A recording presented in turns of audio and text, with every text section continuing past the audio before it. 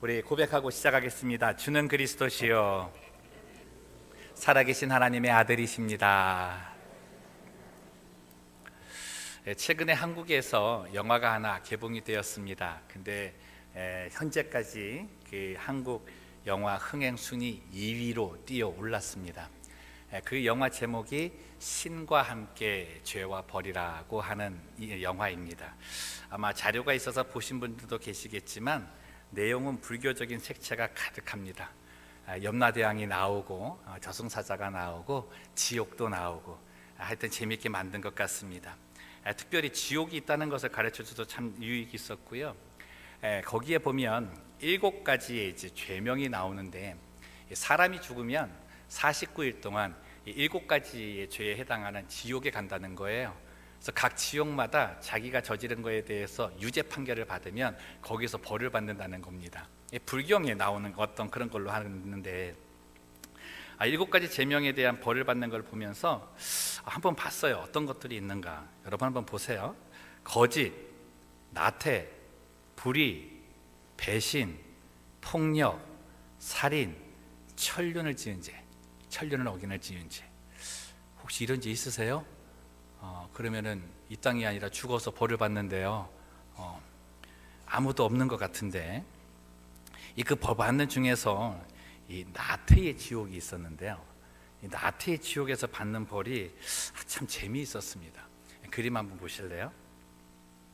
불 좀 꺼주시면 저 밑에 그 큰 원판 같은 게 있잖아요. 그게 형벌 받는 곳이고 밑에 그 알갱이처럼 돌 알갱이처럼 이렇게 있는 거 있지 않습니까? 그게 사람입니다. 사람이고 저 기둥 3개가 이렇게 있죠. 근데 그 기둥이 이렇게 돌아요. 기둥 3개가 돌고 전체가 돌아요. 그래서 전체가 도는데 저 사람들이 저 밑에 가면 깔려요.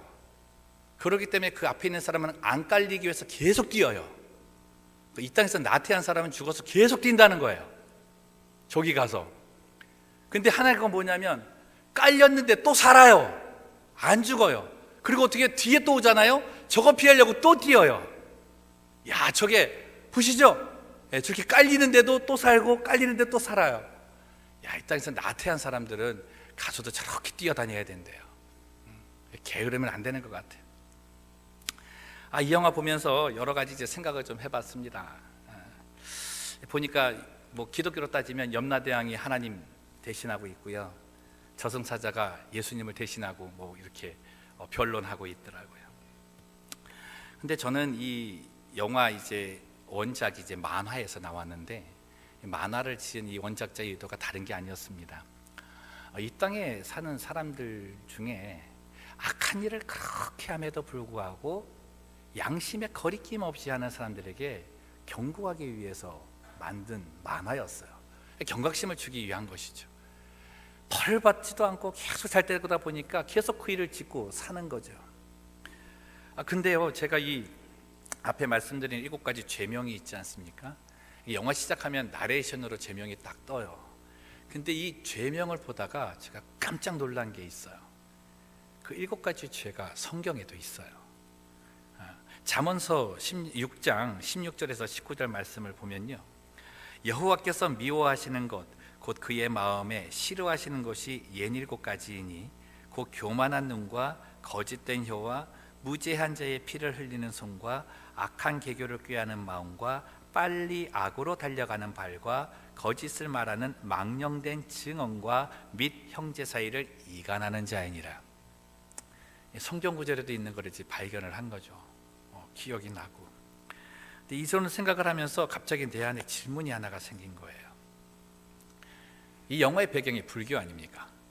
불경을 배경으로 해서 했다는 거예요. 만약에 이 영화를 기독교 배경으로 기독교에서 만들었다면 1441만 명이 보겠는가라는 거예요. 여러분, 제가 지금 전달해 드리고자 하는 걸 좀 이제 아세요? 좀 이해가 되세요? 무슨 말씀을 드렸는지? 불교에서 만든 영화가 아니라 기독교에서 이 똑같은 영화를 만들었다면 1441만 명이 보겠느냐는 거죠. 스스로 제 안에서도 답을 내리는데 마음이 참 답답했습니다. 지난 주간에 저희 어머니께서 몸이 갑자기 굉장히 많이 위독하시다 그래서 이제 급하게 한국을 잠깐 다녀왔습니다. 이제 낮에는 병원에 있고 저녁에 이제 나와서 시간이 돼서 동기 목사님들도 만나고 충신대 교수도 이렇게 함께 후배여서 만나고 왔는데, 아마 시간이 되면 올해 저희 교회에 와서 설교도 해준다 그래서 참 감사했습니다. 근데 이야기를 나누다가 요즘 한국 교회에서 일어나는 일을 이렇게 얘기를 하는데, 최근 한 대형 교회에서 세습 문제가 일어나는 것 때문에 또다시 한국 교회가 홍역을 치르고 있다는 거예요. 그래서 또 인터넷으로 한번 찾아봤더니 한국뿐만 아니라 이 미국에 있는 이 100여 개의 교회도 그 일 때문에 지금 난리가 난 거예요. 내용은 그렇습니다. 이제 한국의 교회계 최고 어른이라고 하는 그 목사님이, 교회도 이제 가장 큰 교회겠죠. 재적 성도만 10만이 넘으니까, 그분이 이제 총회에 가서 자기 교단에서 이 세습에 대해서는 반대한다는 것을 하고 세습 금지법을 만든 사람이었어요. 근데 그분이 마음이 바뀌어서 자기 아들에게 세습을 한 겁니다. 이게 난리가 난 거죠. 차라리 그냥 하던 것도 아니고 반대했던 사람이 하니까, 첫 번째는 전도의 문이 막힌 건 당연하고, 두 번째는 처음에 세습을 금지하겠다고 법을 딱 했을 때 많은 사람들이 그 교회에 몰려들었대요. 이 교회는 정말 건강하다, 이 교회 목사님은 정말 마르다. 안 믿던 사람들도 많이 모인 거죠. 근데 이게 딱 일이 일어나자마자 어떻게 해요? 믿던 사람이 떠나는 거는 이건 자연스럽고요. 이제 믿은 사람들도 교회에 실망하라고 교회에서 먼지를 털고 나가더라는 거예요. 좀 더 답답한 마음을 준 게 뭐였냐면, 이제는 이제 이 큰 교회가 그렇게 바꿨잖아요. 그러니까 이제 너도 나도 자기 교회 세습하는 것을 자연스럽게 여기고 있더랍니다. 이제는 자식에게뿐만 아니라 심지어는 자기 사위에게까지도 넘겨주려고 장로들과 임직자들 다 모아가지고 위원회를 만들고 있대요. 이제 대놓고 한다는 거예요. 더 놀라운 사실이 뭔지 아세요? 이제는 이 얘기 듣고도 세상 사람들이 놀라지도 않는데요. 이 이야기를 들으면서 이 영화가 자꾸 오버랩이 되는 거예요. 그러면서 정말 이 영화를 기독교에서 만들었을 때 그 많은 사람이 와서 보겠는가? 죄송합니다. 저는 목사지만 아닌 것 같아요. 이 시대는 염라대왕이 하나님으로 둔갑했습니다. 이제는 저승사자가 예수님으로 둔갑을 해서 살아요. 사람들이 거기에 미쳐서 있는 거죠. 제가 잘나서 이런 말씀 드리는 거 아니고요. 지금 기간이 사순절 기간 아닙니까? 주님의 십자가의 그 은혜를 저희가 생각하면서 한번 우리 교회, 이 포틀랜드 영락교회, 그리고 우리 신앙을 한번 돌아봤으면 좋겠어서, 그 말씀 한번 나누고 싶어서 이런 말씀 드리는 겁니다. 정말 우리 교회는 그런 일을 해본 적은 없는가, 아니면 지금도 그 일에 머물고 있지는 않은가 한번 돌아보기 위한 거죠. 오늘 우리에게 주시는 이 데살로니가 전서의 말씀, 데살로니가 교회의 교훈은 참으로 우리들이 마음에 품고 우리 교회가 품고 달려가야 될 비전일 수도 있습니다.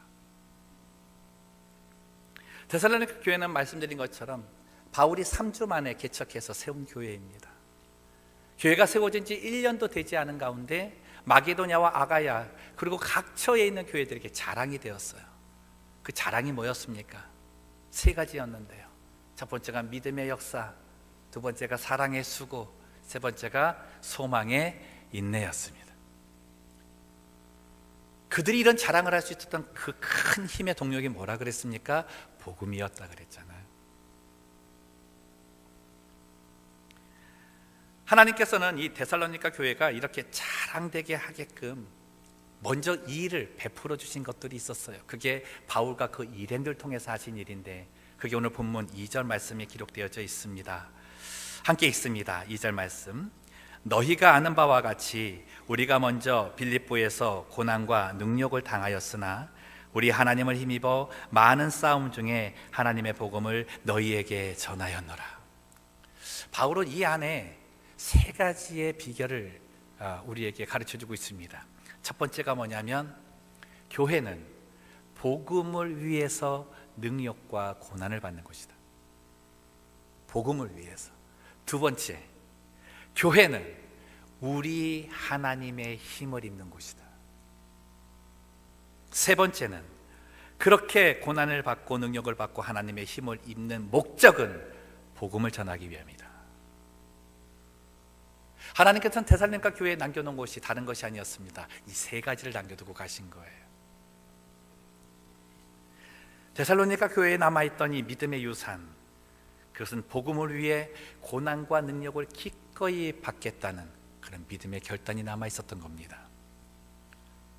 지난 시간에 나누었듯이 이 데살로니가 교회에는 복음이 들어오고 나서부터 로마와 유대인들의 핍박을 받았습니다. 그 박해가 심했죠. 근데 그들은 그 상황 가운데서도 복음을 사수하기 위해 열정을 다하여 애쓰고 나아가고 있었다는 거죠. 한국교회의 옛 모습에도 이런 모습이 있었습니다. 우린 한국교회 초기의 역사를 다 알고 계시잖아요. 한국교회가 편하게 세워진 것이 아닙니다. 많은 선교사들과 정말 믿음 하나 막 믿고 믿음 하나 붙들고 예수 붙들고 죽음까지 가곡한 목사님들의 그 피로 세워진 곳이 한국교회입니다. 그들은 어떠한 상황 가운데서도 복음을 수호하겠다, 복음을 사수하겠다라는 그런 열정이 있었죠. 지금 한국교회가 잃어버린 힘이 무엇입니까? 복음을 사수할 수 있는 그 힘과 능력을 잃어버렸어요. 복음을 사수하기는커녕 이제는 교회 존재 자체를 유지하기 위한 거에 더 힘을 쏟아야 되는 그 시간을 갖고 있다는 겁니다. 지난 교회에 있으면서 2년 동안 중동 지역의 스탄 나라들을 섬기는 선교사님들을 이제 함께 모이시고 수련을 한 적이 있었습니다. 스탄 나라들이 다 이슬람권에 있는 나라들이잖아요. 뭐 아프가니스탄, 키르기즈스탄 들어보셨어요? 키르기즈스탄? 하여튼 스탄이라는 나라를 그 섬기는 선교사님들 그 가정을 다 모았어요. 애들까지 다 모아서 뭐 평생 정말 그런 수련회 한번 못 가져보잖아요. 좋은 시간을 갖는데 그 중에 이제 키르기즈스탄 선교사님과 이제 대화를 나눴습니다. 그분이 그러는 거예요. 이제 선교사의 사명은 복음을 수호하고 복음을 지키는 일인데 그 일을 하기 위해서 정말 교회가 할 일이 있다는 거예요. 그건 뭐냐면 교회에서 성도들이 말씀 훈련을 지치지 않고 끊이지 않고 계속하게 만드는 거라는, 이 말씀을 붙들고 지키고 있을 수 있도록 그렇게 해주는 일을 하는 것이 교회의 사명이라는 거예요. 그러면서 저에게 하는 뭐냐면 기도 제목을 하나 주셨는데 그러는 거예요. 자기는 이 성경책을 이렇게 딱 들고 어느 모임에 가서 성경책을 돌아가면서 읽을 수 있는 장소가 한 군데라도 있으면 좋겠대요. 그래서 그럼 그 바깥 공간이 저는 이제 렌트가 비싸서 구하기 어려우면 선교사님 댁에서 하시면 되지 않느냐 그랬더니 그게 아닌 거예요. 그 키르기즈스탄 안에서는 성경을 나눈다는 얘기만 들으면 경찰이 달려온대요. 그러니까 옆에서 그 소리 듣든지 누가 보든지 해서 성경책 비슷한 것만 있어도 경찰이 달려와서 선교사뿐만 아니라 말씀을 배우고자 말씀을 나누고자 하는 모든 성도들의 집에 다 간대요. 다 가서 싹 뒤진답니다. 싹 뒤져서 이 성경책을 다 가져가 버린대요. 그리고 이 몇 번 경고하다가 안 들으면 어떻게 해요? 추방까지 시킨대요. 선교사뿐만 아니라 현지인도 추방을 당한답니다. 어떻게 이 성경책을 보겠어요? 뜨끔했습니다. 그래서요, 성도들끼리 거의 007 작전을 펼쳐서 이 말씀을 본대요. 자기들끼리 하는 암호 적어가지고 이런 성경책 아니에요, 이렇게 복사해가지고요, 오늘 읽을 거 이렇게 해가지고 어디에 잠깐 모이고 그러고 간대요. 근데 그분들이 하는 말이 뭐냐면 자기들은 그걸 꼭 해야 된대요. 거기서 잠깐 나누는 그 말씀의 능력과 힘이 대단하다는 걸 느끼기 때문이랍니다. 그리고 거기서 큰 위로를 받는데, 우리는 어떻습니까? 여러분 성경 보는데 누가 감시해서 감시 피해서 보세요? 여러분 성경 보면은 쫓겨낸다고 이렇게 위협하면 그런 사람들이 있습니까? 그래서 읽지를 않나요? 아니면 너무 쉬워서, 상황이 너무 편해서, 긴장이 안 되기 때문에 말씀을 멀리하고 살고 계십니까? 한국 교회가 힘을 잃은 것은 성경 말씀조차도 지켜내지 못하는 나태함 때문입니다. 강라데스의 선포에 복음이 사라진 지가 있었습니다. 사라질 때가 있었어요. 세상의 지식을 가지고서 몽학 선생이 되어서 가르칠 때가 있었습니다. 그러니 그 말씀을 듣고 생활하는 그 성도들이 복음에 대한 기쁨과 감격을 가질 수 있는 건 아니지 않습니까? 말씀 훈련 모임과 기도와 예배 자리보다는 자기 친목 모임에 더 열심을 냅니다. 자기가 좋아하는 일이라 하여서 자칭 헌신이라는 이름으로 그 자리에 가서 일을 합니다. 심지어 복음을 배우지 못한 성도들은 아무런 분별력이 없이 유튜브에 나오는 이상한 영상 보고서 은혜 받는다고 합니다. 저도 이곳에 와가지고 어느 성도님이 저한테 스마트폰 하나 갖고 오면서 자기가 보고 있는 영상이 하나 있는데 이 목사님 말씀이 너무나 좋대요. 자기 시리즈로 듣고 있대요. 제가 봤어요. 함께 나누자고. 은혜 있는 말씀은 나눠야 되는 거라고. 깜짝 놀랐습니다. 이단 목사의 설교를 듣고 있어요. 그리고 은혜 받고 있다고 합니다. 너무 좋대요. 그분도 깜짝 놀란 거죠. 혹시 이 자리에서 그런 거 계속 들으시면서 다른 사람에게 포기 활동하고 계시는 분 계세요? 그 자리에서 떠나세요. 차라리 그 열심으로 기도하시고요, 말씀 보시고 교회 성경 공부 자리에 나오세요. 모든 영적 교만과 교리의 잘못된 부분의 가르침을 거기서 얻어요. 왜요? 교회에 복음이 없기 때문입니다. 하나님은 말씀이 영적 무기라고 했습니다. 그 무기가 없으니 세속화를 가지고 달려오는 마귀 세력 무찌를 힘이 없잖아요. 이긴다는 것은 생각지도 못하는 겁니다. 저는 우리 교회가 모든 성도가 성경 공부하는 교회, 모든 성도가 기도의 자리에 나오는 교회, 이런 교회로 소문나기를 주님의 이름으로 축복합니다. 그 교회로 이름이 나야 되겠죠. 사랑하는 성도 여러분, 말씀과 기도를 지키는 교회가 시대를 이길 수 있습니다. 그렇지 않으면 이상한 일로 고난과 능욕을 받아요. 교회는 복음을 위해서 고난과 능욕을 받아야 합니다. 여러분 기억하세요. 교회가 복음을 지키면 주님이 교회를 지키십니다. 그 진리가 교회에 설 때 교회는 교회의 역할을 감당하게 될 것입니다. 두 번째가 무엇입니까? 2절 말씀해 보시면 우리 하나님을 힘입어 라는 단어가 나옵니다. 우리 하나님을 힘입어. 저는 예수 그리스도의 십자가의 보혈의 은혜로 구원을 받은 백성들, 그 사람들이 받는 축복은 두 가지 같습니다. 첫째는 하나님이 나의 하나님이 되는 겁니다. 두 번째는 나의 하나님의 힘을 입어 사는 겁니다. 이 두 가지가 다 있어야 돼요. 자, 그럼 내가 하나님을 나의 하나님으로 여겼을 때 내게 주시는 하나님의 힘의 능력이 무엇일까요? 그것은 그분의 건지심과 지키심과 돌보심과 인도하심입니다. 그게 우리 성도의 삶에 나타날 때 나는 하나님의 힘을 입고 사는 사람이에요. 그분의 건지심과 지키심과 돌보심과 인도하심의 결과가 뭐겠습니까? 평안입니다. 평안이에요.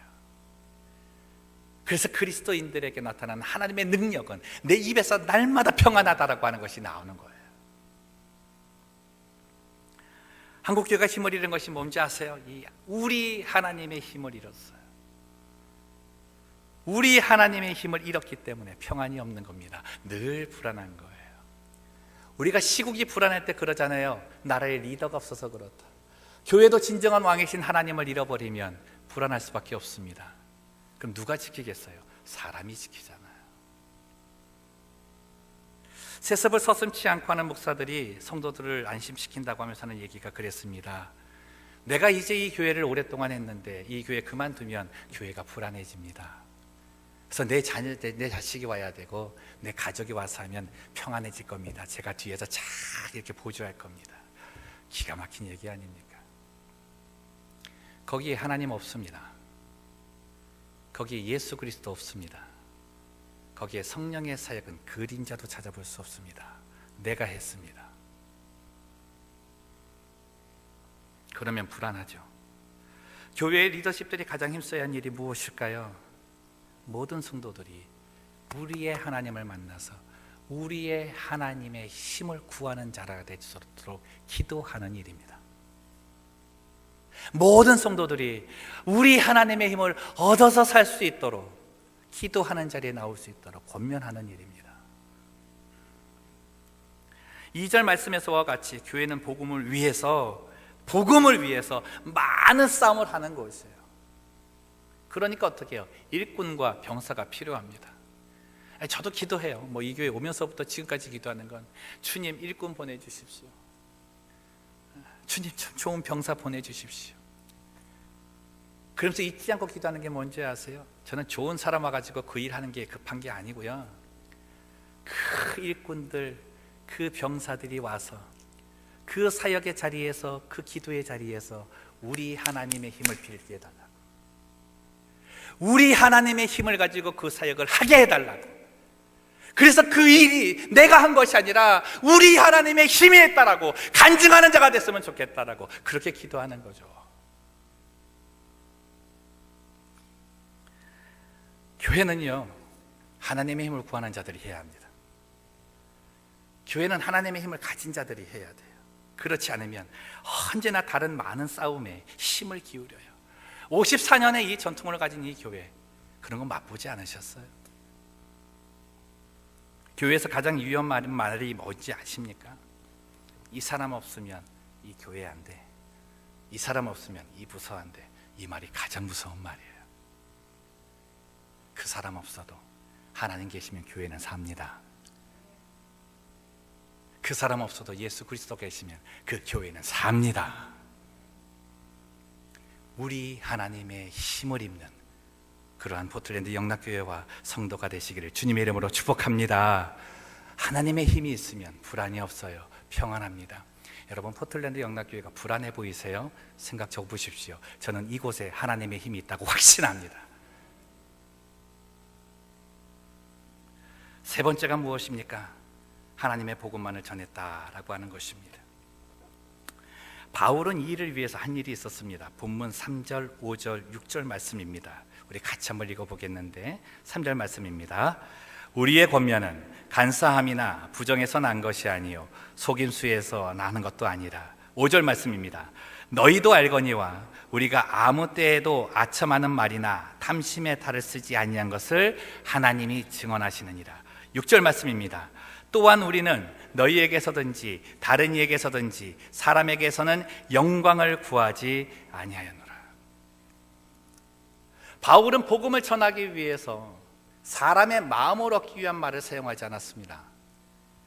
바울은 복음을 전하면서 행여 자기가 이때까지 배웠던 지식을 가지고, 자기가 가지고 있는 학식을 가지고 복음을 둔갑하여 그들에게 전해줄까 봐 그것 때문에 고민하며 기도한 사람이었습니다. 그는 복음에 확신이 있었던 사람이죠.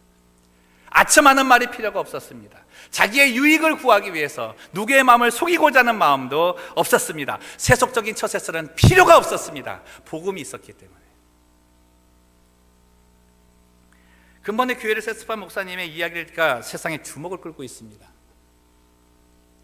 그가 한 일은 세습이 아니라 계승이래요. 단어 하나 바꾸면서 자기는 가능하다는 겁니다. 여러분, 교회에서 복음이 없으면 말이 바뀌어요. 사람들의 말이 바뀝니다. 어떠한 말로 바뀌어요? 거짓 교훈으로 간사한 말, 아첨하는 말, 상처 주는 말, 탐심의 말들로 바뀝니다. 그래서 어떻게 해요? 저 사람을 사람의 편에 들게 만들어요. 내 편으로 말고 사람 편에 들게 만든다고요. 복음은 그렇지 않습니다. 오히려 복음은 그러한 말들을 이렇게 변화시키는 거죠. 정직한 말, 격려하는 말, 위로하는 말, 사랑하는 말로 바꾸어 줍니다. 더 놀라운 능력이 뭔지 아십니까? 그 사람을 예수님 편이 되게 하는 거예요.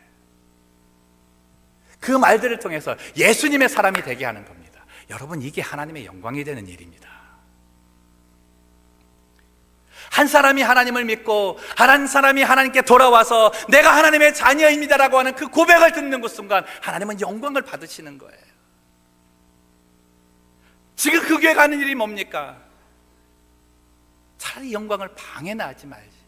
있는 사람도 떠나가게 되고 믿고자 하는 사람들도 다 보내버리면서 뭐라 그런지 아세요? 싫으면 나가래요.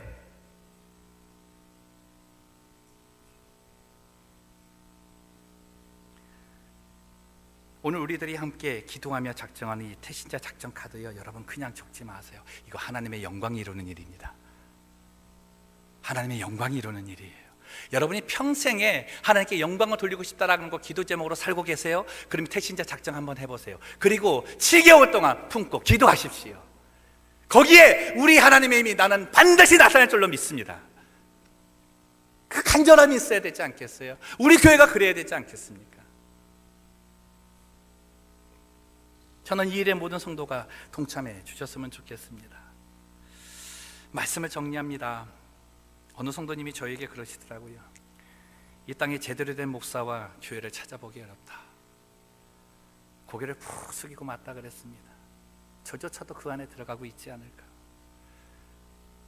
정말 이 설교를 준비하면서 참 고민했습니다. 이 설교를 해야 되나? 이 설교를 내가 할 수 있을까? 참 간밤에 계속 너무너무나 힘들었는데 정말 성령께서 강권하심을 주셨기 때문에 이 말씀을 합니다. 이유가 이거더라고요. 제대로 된 교회는 제대로 된 목사가 만드는 게 아니라 제대로 된 목사와 제대로 된 성도들이 함께 만드는 거다. 돌아봅시다. 저도 그렇고 여러분도 그렇고 제대로 된 성도십니까? 믿음의 1세들이 가지고 있었던 복음을 사수하고자 하는 열심이 있으십니까? 예배의 자리와 기도의 자리에 빠짐없이 나오며 간절히 부르짖는 간절함이 있으십니까?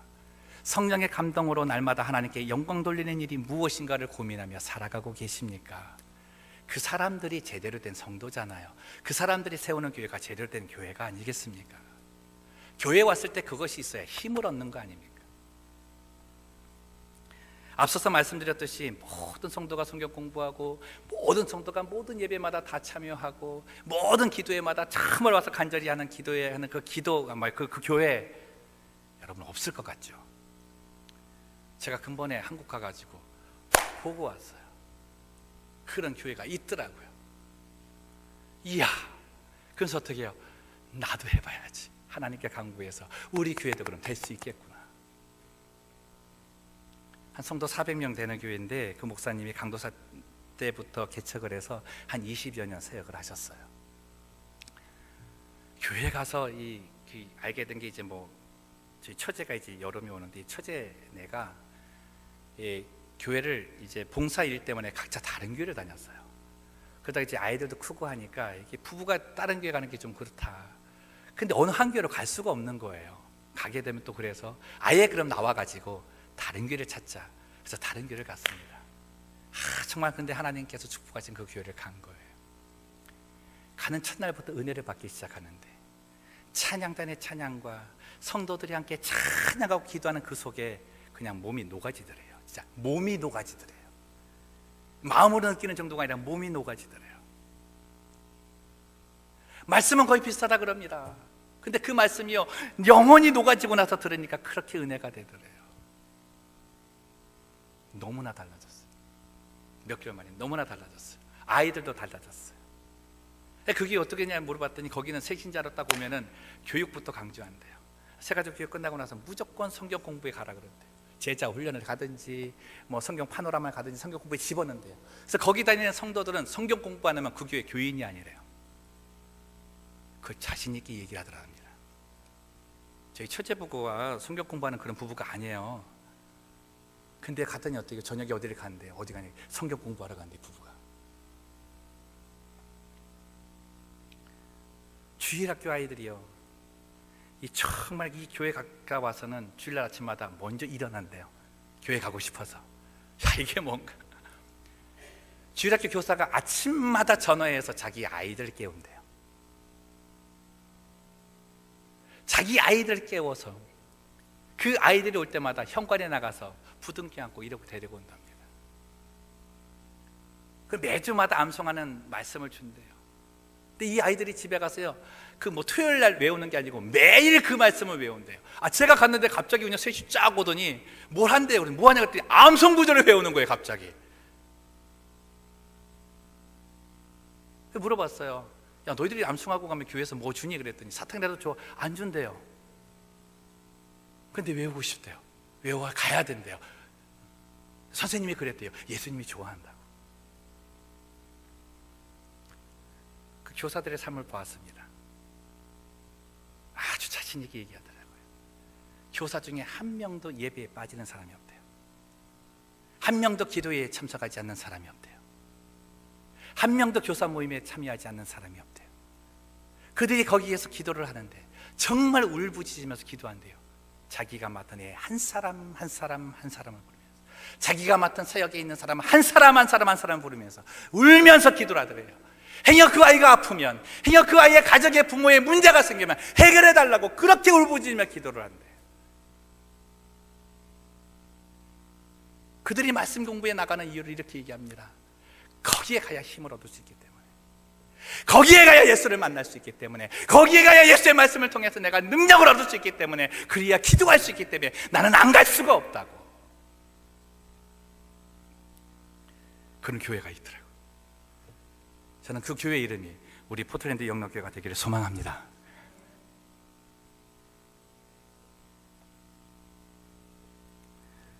오늘 우리들이 함께하는 이 성찬식은 주님이 잡히시던 반에 우리에게 친히 베풀어 주신 예식입니다. 은혜의 방편이죠. 근데 주님은 이 성찬식을 우리에게 주시면서 다른 말씀을 안 하십니다. 나를 기념하라. 나를 기념하라. 무엇을 기억하라고요? 무엇을 기념하라고요? 주님이 십자가에 달리신 일을 기억하라는 겁니다. 왜 십자가에 달리셨는지 날마다 기억하라는 겁니다. 그 십자가의 은혜를 날마다 기념하라는 겁니다. 여러분, 교회에서 봉사하시는 모든 이들은 할 때마다 이 은혜 기억하셔야 돼요. 예배에 오시는 모든 이들은 예배 드릴 때마다 이 은혜 기억하시고 예배 드리셔야 됩니다. 찬양단을 하든지 성가대를 하든지 방송실을 맡든지 재정부를 맡든지 식당 봉사를 하든지 모든 봉사를 할 때마다 하나님의 이 은혜, 예수 그리스도의 십자가의 은혜를 풍부하셔야 된다는 거예요. 할 때마다.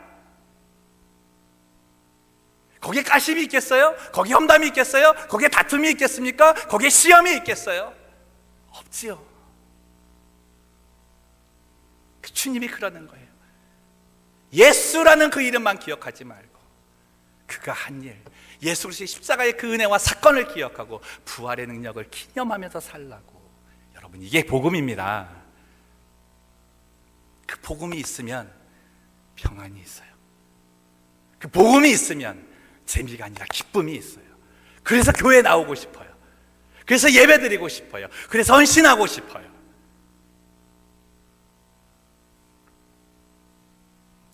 기억하십시오. 우리는 교인이고 성도이고 집사이고 장로이고 권사이고 목사이기 때문에 윤리적으로 바르게 사는 게 아닙니다. 예수께서 나를 위해 십자가에 달려 죽으셨기 때문에, 그 은혜를 내가 알기 때문에 나는 바로 살아야지 이러고 사는 거예요. 4절 말씀을 봅니다. 오직 하나님께 옳게 여기심을 입어 복음을 위탁받았으니 우리가 이와 같이 말하면 사람을 기쁘게 하려 함이 아니요. 함께 합니다. 오직 우리 마음을 감찰하시는 하나님을 기쁘시게 하려 함이라. 내 마음을 뚫어보고 계시는 하나님, 내 마음을 감찰하고 계시는 하나님, 네가 정말 교회를 위해서 얘기하고 있느냐? 네가 정말 예수를 위해서 일하고 있느냐? 네가 정말 하나님의 영광을 위해서 그 자리에 있느냐를 물으신다는 거예요. 그러한 성도가 가득 찼을 때 새로운 사람들이 오자마자 영혼이 녹아지고 마음이 녹아지는 예배를 드릴 수 있다는 거죠. 여러분, 그게 살아있는 예배 아닙니까?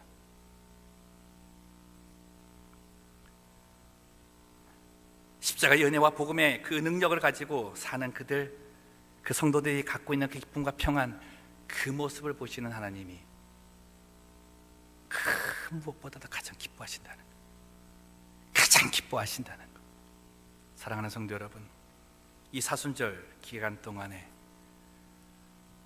저는 성도님들과 말씀드렸듯이 특별 새벽 기도를 할 때 신년 특별 새벽 기도보다 저는 고난주간 특별 새벽 기도를 더 중요하게 여깁니다. 그래야 내가 살기 때문에 그래요. 근본 대신반 기간 동안에 정말 이 은혜를 기억하고 이 은혜에 감사하며 사는 성도들의 삶이 되기를 원합니다. 그 은혜 속에 주를 붙드는 성도들 되셔서 하나님이 기뻐하시는 그 삶을 살아가시기를 주님의 이름으로 축원합니다.